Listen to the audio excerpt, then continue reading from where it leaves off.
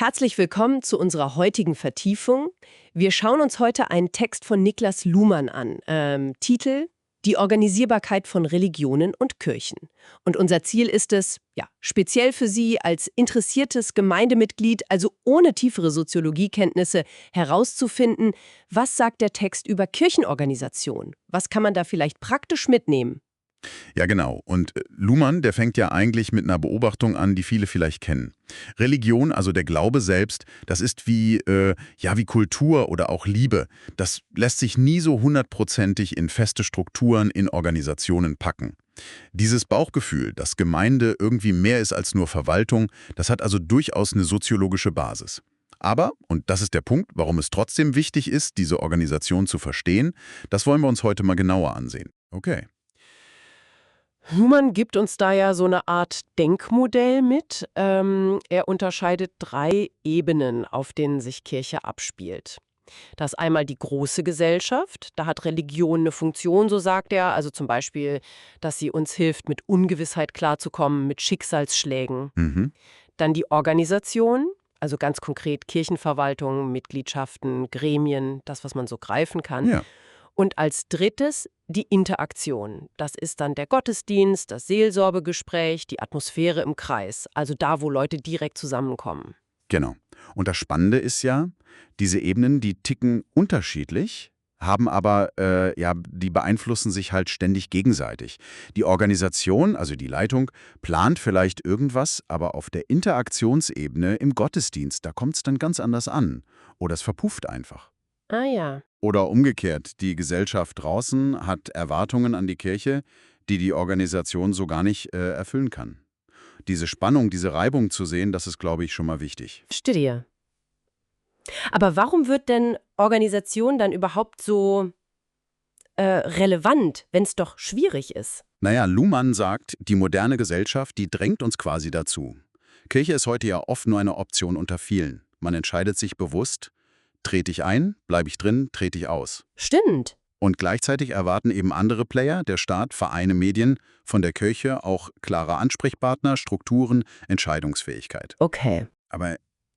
Und das ist die Krux, echte Organisation, so Luhmann, die braucht immer eine gewisse Flexibilität. Bei den Mitgliedern, klar, aber eben auch bei den Strukturen und bei den Inhalten, dem, was er das Programm nennt. Und genau da wird es für Kirchen knifflig. Wie passt man Inhalte, Formen an, ohne die eigene Identität, den Kern der Sache aufzugeben? Ja, das ist die Frage. Anders als eine Firma mit Profitziel oder eine Partei, die Wahlen gewinnen will, fehlt der Kirche oft so ein klares externes Erfolgskriterium. Woran misst man das denn? Das ist schwierig. Ja, und eine Reaktion darauf, die kennen Sie vielleicht aus Ihrer Gemeinde, das ist diese oft typische innere Differenzierung, gerade in den Volkskirchen. Man hat sozusagen die zahlenden, aber eher passiven Mitglieder, die rechnerischen, dann die wirklich Aktiven, die in Gottesdienste gehen, sich engagieren und natürlich die Hauptamtlichen, die Amtsträger. Mhm, genau. Und was ich daran faszinierend finde und was oft übersehen wird, die Unterstützung durch diese große Gruppe der eher passiven Mitglieder, die hängt ganz stark davon ab, dass die sehen und auch spüren. Da vorne, bei den Aktiven und Hauptamtlichen. Da passiert was Sinnvolles. Die Kirche ist irgendwie präsent, lebendig. Wenn aber dieser sichtbare Kern ausfällt oder in eine Krise gerät, zerstritten wirkt, dann wackelt oft das ganze Gebilde. Obwohl die Mehrheit gar nicht direkt dabei ist. Genau. Das macht die Kirche eben auch verletzlich und zeigt, wie wichtig so funktionierende Abläufe im Kern tatsächlich sind. Und dieser Druck zu funktionieren, der lastet dann ja oft besonders auf den Hauptamtlichen, oder? Man hört das ja. Hohe Arbeitslast, vielleicht schwindende Autorität, Zeitmangel. Absolut. Das führt dann zu Ideen wie Teamverämtern oder funktionaler Arbeitsteilung, also Spezialisierung. Einer macht Jugend, eine macht Seelsorge. Richtig. Aber das hat natürlich Folgen, gerade für diese Interaktionsebene. Also denken Sie mal an die Seelsorge. Wenn der Terminkalender voll ist mit Verwaltungszeug, mit Gremien, wie viel Zeit und Offenheit bleibt da noch für das tiefe, persönliche, oft ja auch unplanbare Gespräch? Kirche lebt doch ganz stark von diesen Begegnungen. Sie ist ja quasi eine Art Dienstleistung am Menschen. Aber genau das, diese Begegnung, die lässt sich eben nicht komplett durchorganisieren, nicht effizient takten. Da entsteht oft eine echte Zerreißprobe.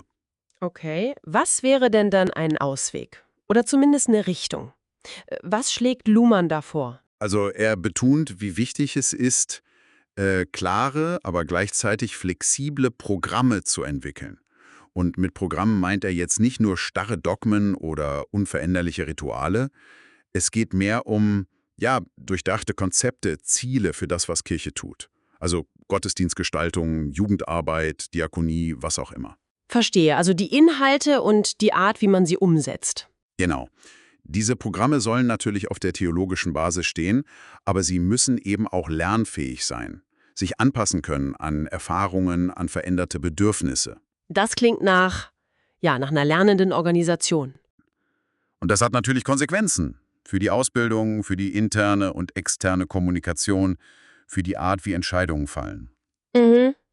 Im Kern geht es darum, wie übersetzt man die theologische Substanz in konkretes, aber eben auch anpassungsfähiges Handeln, das heute relevant ist. Gut, fassen wir das mal zusammen. Kirche zu organisieren ist ziemlich komplex.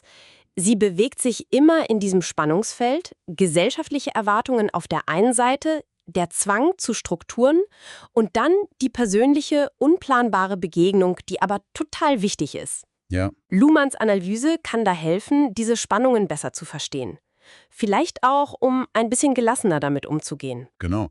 Und ein zentraler Gedanke, den Sie vielleicht für Ihre Praxis mitnehmen können, ist, kirchliches Handeln nicht nur als Abarbeiten von festen Vorgaben zu sehen, sondern eben als ein lebendiges, lernendes Programm, das man gemeinsam gestaltet und auch weiterentwickelt.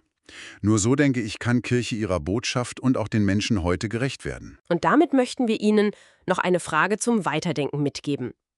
Wenn Sie jetzt mal an Ihre eigene Gemeinde denken, wo sehen Sie denn da die größten Chancen oder vielleicht auch die größten Hürden, diesen Spagat gut hinzubekommen? Also zwischen lebendigem Glauben und sinnvollen Strukturen. Was bräuchte es dafür ganz konkret bei Ihnen vor Ort?